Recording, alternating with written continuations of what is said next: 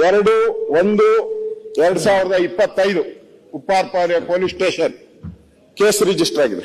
ದಾಖಲೆಗಳು ಕೇಳ್ತಾ ಇದ್ರಲ್ಲ, ಅಲ್ಲಿ ಕಂಪ್ಲೇಂಟ್ ಯಾರೋ ಕೊಟ್ಟಿಲ್ಲ.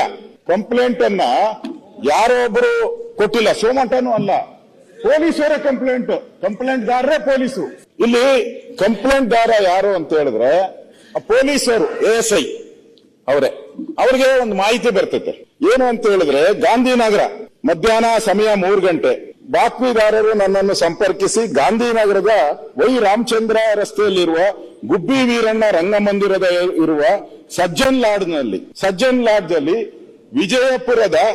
ವಿಜಯಪುರ ಜಿಲ್ಲೆಯ ಸಿಕಂದರ್ ಚೌಧರಿ ಎಂಬಾತ ವ್ಯಕ್ತಿ ರೂಮ್ ಮಾಡಿಕೊಂಡು ಸರ್ಕಾರಿ ಉದ್ಯೋಗಿಗಳಿಗೆ ನಡೆಯುವ ವಿವಿಧ ಸ್ಪರ್ಧಾತ್ಮಕ ಪರೀಕ್ಷೆಗಳನ್ನು ಬರೆಯುವ ಪರೀಕ್ಷಾರ್ಥಿಗಳನ್ನು ಮಧ್ಯವರ್ತಿ ಮುಖಾಂತರ ಸಂಪರ್ಕಿಸಿ ಪರೀಕ್ಷೆಯಲ್ಲಿ ಪಾಸ್ ಮಾಡಿಸುವುದಾಗಿ ನಂಬಿಸಿ ಪಿತೂರಿ, ಒಳಸಂಚು ಇವೆಲ್ಲವನ್ನ ಮಾಡಿ ಹಣ ಸಂಪಾದನೆ ಮಾಡ್ತಾ ಇದ್ದಾರೆ.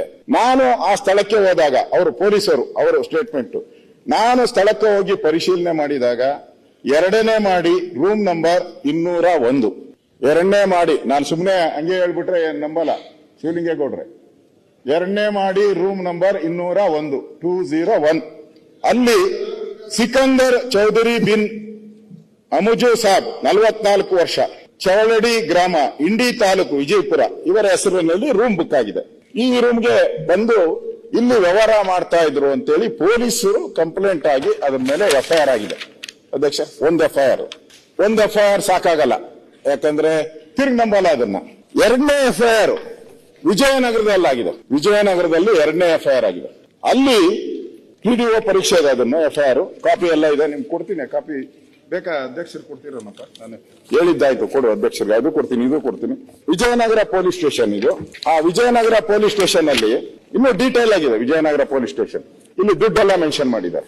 ಮೆಜೆಸ್ಟಿಕ್ ನಲ್ಲಿರುವ south western railway chief ticket inspector ಆಗಿ ಕೆಲಸ ನಿರ್ವಹಿಸುತ್ತಿರುವ ಗೋವಿಂದರಾಜು ಎಂಬಾತನು ವಿವಿಧ ಉದ್ಯೋಗಿಗಳಿಗೆ ನಡೆಯುವ KAS, PDO, ಗ್ರಾಮ ಲೆಕ್ಕಾಧಿಕಾರಿ ಇತರ ಸ್ಪರ್ಧಾತ್ಮಕ ಪರೀಕ್ಷೆಗಳನ್ನು ಬರೆಯುವ ಪರೀಕ್ಷಾರ್ಥಿಗಳನ್ನು ಮಧ್ಯವರ್ತಿ ಮುಖಾಂತರ ಮೋಸದಿಂದ ಅಕ್ರಮವಾಗಿ ಹಣ ಪಡೆದುಕೊಂಡು ಪರೀಕ್ಷೆಯಲ್ಲಿ ಪಾಸ್ ಮಾಡಿಸುವುದಾಗಿ ನಂಬಿಸಿ ಹಣ ಸಂಪಾದನೆ ಮಾಡುತ್ತಿರುವ ಬಂದ ಮಾಹಿತಿ.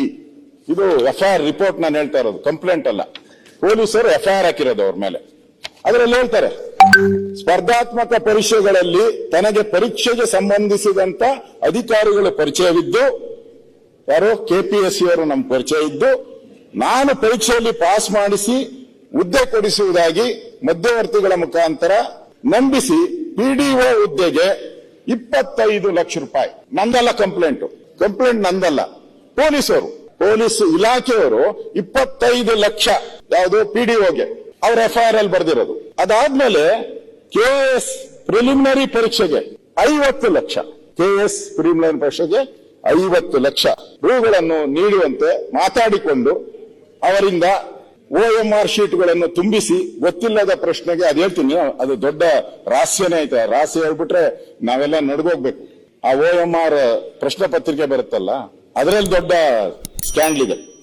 ಅದನ್ನ ಅವರು ಇಷ್ಟಕ್ಕೆಲ್ಲ ಅವ್ರೇನ್ ಮಾಡಿದ್ದಾರೆ, ಅವರ ಮೊಬೈಲ್ ನಂಬರ್ಗಳು, ಖಾಲಿ ಚೆಕ್ಗಳು, ಇವರಿಂದ ಖಾಲಿ ಚೆಕ್ ಇವೆಲ್ಲವನ್ನ ತೆಗೆದುಕೊಂಡು ಈಗ ಈ ಒಂದು ಪರೀಕ್ಷೆಯ ಒಂದು ವ್ಯವಹಾರಗಳನ್ನ ಮಾಡಿದ್ದಾರೆ. ಅಧ್ಯಕ್ಷರೇ, ಈಗ ಹೇಳಿ, ನಾನು ತೋರಿಸ್ನಲ್ಲ ಇಲ್ಲಿ ವ್ಯವಹಾರ ಆಗಿದೆ ಅಂತೇಳಿ.